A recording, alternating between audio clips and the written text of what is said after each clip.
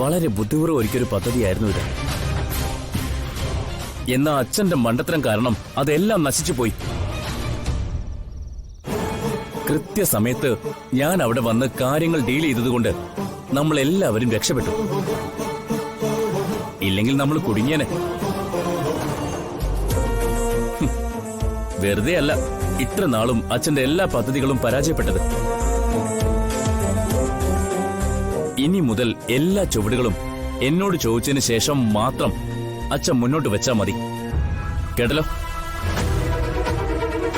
എന്തായാലും ദേവികയ്ക്കും ഗോപികയ്ക്കും മറ്റാർക്കും സംശയം തോന്നാത്ത വിധത്തിൽ അഭി കാണിച്ച പെർഫോമൻസ് ഉണ്ടല്ലോ, നിന്റെ ബുദ്ധിയുണ്ടല്ലോ, ആഭാരം തന്നെ. ഞാൻ അത് കണ്ട് ശരിക്കും അന്തം വിട്ട് നിൽക്കുമായിരുന്നു. കൺഗ്രാറ്റുലേഷൻസ് ഡാ.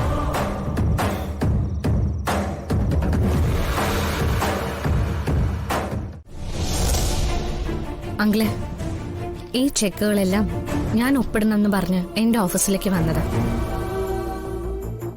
ഇതെല്ലാം എന്താ എനിക്ക് മനസ്സിലായില്ല. ഈ ചെക്കുകളെല്ലാം ഇനി മോൾ സൈൻ ചെയ്താൽ മാത്രമേ പാസ്സാവുകയുള്ളൂ. ഇതിന്റെ എല്ലാം സൈനിങ് അതോറിറ്റി ഇനി മോളാണ്. എത്രയും പെട്ടെന്ന് അങ്കിൾ എന്തിനാ ഇങ്ങനൊരു തീരുമാനം എടുത്തത്? നമുക്ക് ചുറ്റും എന്താണ് നടക്കുന്നതെന്ന് അങ്കിള് കാണുന്നില്ലേ? ഞാൻ ഇന്നലെ പറഞ്ഞില്ലേ, പ്രധാനപ്പെട്ട വിവരങ്ങൾ അടങ്ങിയ ഒരു പെൻഡ്രൈവ് എന്റെ ക്യാബിനിൽ നിന്നും കാണാതെ പോയിട്ടുണ്ട്. അതെങ്ങനെ നഷ്ടപ്പെട്ടെന്ന് അന്വേഷിക്കാനായി CCTV ഫുട്ടേജ് പരിശോധിക്കാൻ തുടങ്ങിയപ്പോ ആ പെർട്ടിക്കുലർ ഫുട്ടേജ് അപ്രത്യക്ഷമായി. അതുപോലെ തന്നെ ജയിലിൽ കഴിഞ്ഞിരുന്ന ഭദ്രൻ എങ്ങനെ ഞാനും കുട്ടനും പാർക്കിൽ ഉണ്ടായിരുന്ന സമയത്ത് കൃത്യമായി അവിടെ എത്തി? ഞാനും കുട്ടനും പാർക്കിൽ പോകുന്ന വിവരം നമ്മുടെ വീട്ടിലുള്ളവർക്ക് മാത്രമേ അറിയൂ. അപ്പൊ ഭദ്രനെ ആ വിവരം അറിയിക്കണമെങ്കിൽ അത് നമ്മുടെ വീട്ടിലുള്ള ആരെങ്കിലും തന്നെ ആയിരിക്കണം. ഇതെല്ലാം കൂട്ടി വായിക്കുമ്പോ ആപത്ത് പുറത്തു നിന്നല്ല, വീട്ടിൽ നിന്ന് തന്നെയെന്ന് കൃത്യമായി മനസ്സിലാവും. ഇത്തരമൊരു സാഹചര്യത്തിലാണ് അങ്കിൾ ഈ ചുമതലയോടെ എന്നെ ഏൽപ്പിക്കുന്നത്. ഇനി ഈ നടപടിയും കൂടി ആയിക്കഴിഞ്ഞാൽ നിരന്തരം ഞങ്ങളെ പിന്തുടരുന്ന ശത്രുക്കളുടെ ശത്രുത കൂടും. കുട്ടന്റെ ജീവന് നേരെയുള്ള അപകട ഭീഷണിയും വർദ്ധിക്കും. സ്വത്തിന്റെ കാര്യത്തിലല്ല ഞാൻ മുൻഗണന കൊടുക്കുന്നത്. കുട്ടന്റെ ജീവനാ എനിക്ക് പ്രധാനം. ഇപ്പൊ തന്നെ ശത്രു ഞങ്ങളുടെ വളരെ അടുത്തെത്തി കഴിഞ്ഞു. അതുകൊണ്ട് ഞാൻ ചോദിക്കുന്നത്, എന്തിനാ ഇപ്പൊ ഇങ്ങനൊരു ചുമതല എന്നെ ഏൽപ്പിച്ചത്? ദേവികയുടെ ഈ മറുപടിയിൽ തന്നെ ചോദ്യത്തിനുള്ള ഉത്തരവുണ്ട്. സിദ്ധുവിന്റെ പ്രാണൻ രക്ഷിക്കാൻ വേണ്ടി മാത്രമാണ് ദേവിക ഈ ഓഫീസിൽ വർക്ക് ചെയ്യുന്നതെന്ന് എനിക്ക് നന്നായിട്ട് അറിയാം. അതിനുവേണ്ടി ദേവികയുടെ ജീവൻ തന്നെ വേണ്ടി വന്നാൽ ത്യജിക്കും എന്നും എനിക്ക് ഉറപ്പുണ്ട്. സിദ്ധുവിന് വേണ്ടി മാറ്റിവച്ചിരിക്കുന്ന ദേവികയുടെ ഈ മനസ്സുണ്ട്. ആ മനസ്സാണ് നമ്മുടെ ഈ ബിസിനസ് സാമ്രാജ്യത്തെ മുന്നോട്ട് നയിക്കാൻ പോകുന്നത്. അതുകൊണ്ടാണ് ഞാൻ ഈ ചുമതലകളെല്ലാം ദേവികയെ ഏൽപ്പിക്കുന്നത്. അങ്കിളെ, ഒന്നുകൂടി ഒന്ന് ശരിക്കും ചിന്തിച്ചിട്ട് പോരെ ഈ തീരുമാനം? എനിക്കിനി കൂടുതലൊന്നും ചിന്തിക്കാനില്ല. ഇത് എന്റെ ഫൈനൽ ഡിസിഷനാണ്. അങ്കിളെ, ഇനി ഇങ്ങോട്ടൊന്നും പറയണ്ട. ഇതോടെ എന്റെ എല്ലാ ചുമതലകളും ഞാൻ ദേവികയെ ഏൽപ്പിച്ചിരിക്കുകയാണ്. ഇനി എന്റെ സ്ഥാനത്ത് നിന്ന് ദേവിക ഈ ബിസിനസ് എല്ലാം നോക്കി നടത്തണം. ഞാൻ ഇനി ഈ ഭാഗത്തേക്കേ വരില്ല. ഇത്രകാലവും നമ്മുടെ കമ്പനിക്ക് വേണ്ടി രാവും പകലും ഇല്ലാതെ ഞാൻ പ്രവർത്തിച്ചു. ഇനി എനിക്ക് എന്റെ കുടുംബത്തോടൊപ്പം സ്വസ്ഥമായും സമാധാനമായും സമയം ചെലവഴിക്കണം. അതാണ് എന്റെ ഉദ്ദേശം.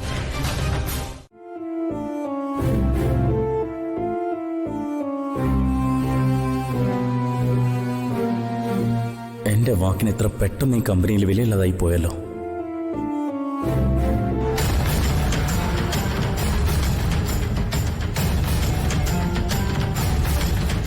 അനീഷേട്ടാ,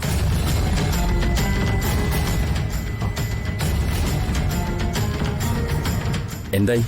ദേവികേശി കണ്ടോ? അഡ്വാൻസ് ചോദിച്ചോ? അല്ല, ഇനി പണം തരാനുള്ള അവകാശമെല്ലാം ദേവിക ചേച്ചിക്കാണല്ലോ. ആവശ്യം നടക്കണമെങ്കിൽ അവിടെ പോയി കാല് പിടിച്ചോ.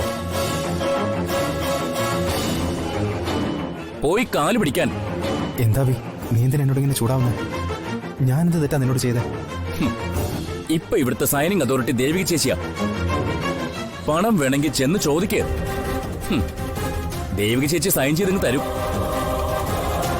ഞങ്ങൾക്ക് പാരമ്പര്യമായി കിട്ടിയതും ഞങ്ങള് കഷ്ടപ്പെട്ടുണ്ടാക്കിയതുമായ ഈ കണ്ട സ്വത്തുക്കൾ മുഴുവൻ ഇപ്പൊ ദേവിക ചേച്ചിയുടെ നിയന്ത്രണത്തിലാ. അതായത് നിങ്ങളുടെയൊക്കെ കൈകളിൽ. നിങ്ങളുടെ അനിയത്തിയല്ലേ ദേവിക? പോയി ചോദിക്ക്. എന്നിട്ട് ആവശ്യമുള്ള പണം അനിയത്തിയുടെ ഒത്താശയോടുകൂടി വാരിയെടുത്തുണ്ടങ്ങ് പൊയ്ക്കോ. അഭി, ഈ പൊന്നാരൻ തോട്ടത്തെ എല്ലാം സകല മനസ്വത്തുക്കളും അനിയത്തിയുടെ കാൽച്ചുവട്ടിലാക്കാൻ പറഞ്ഞേക്ക്. അനുഭവിക്ക്. എല്ലാം നിങ്ങളൊക്കെ കൂടിയങ്ങ് അനുഭവിക്ക്.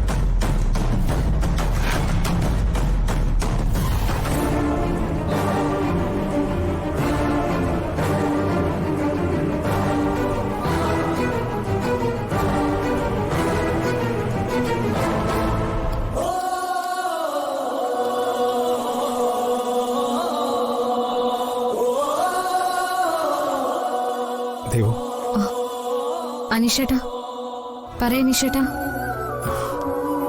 അല്ല അത് പിന്നെ ആ അനീഷേട്ടൻ ഇരിക്കേ. ആ,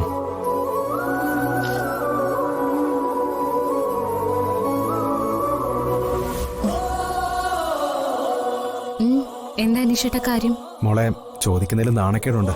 പക്ഷെ അത് ചോദിക്കാതിരിക്കാനും പറ്റില്ല. അനീഷേട്ടൻ എന്തെങ്കിലും വളഞ്ഞു ചുറ്റി സംസാരിക്കുന്നേ? എന്നോടല്ലേ? എന്നോട് എന്ത് വേണമെങ്കിലും അനീഷേട്ടന് ചോദിക്കാമല്ലോ. അനീഷേട്ടൻ ചോദിച്ചോളൂ, എന്താ വേണ്ടത്? മോളെ, എന്റെ ശമ്പളത്തിൽ നിന്ന് കുറച്ച് പണം അഡ്വാൻസ് ആയിട്ട് വേണമായിരുന്നു. ബുദ്ധിമുട്ടാവോ?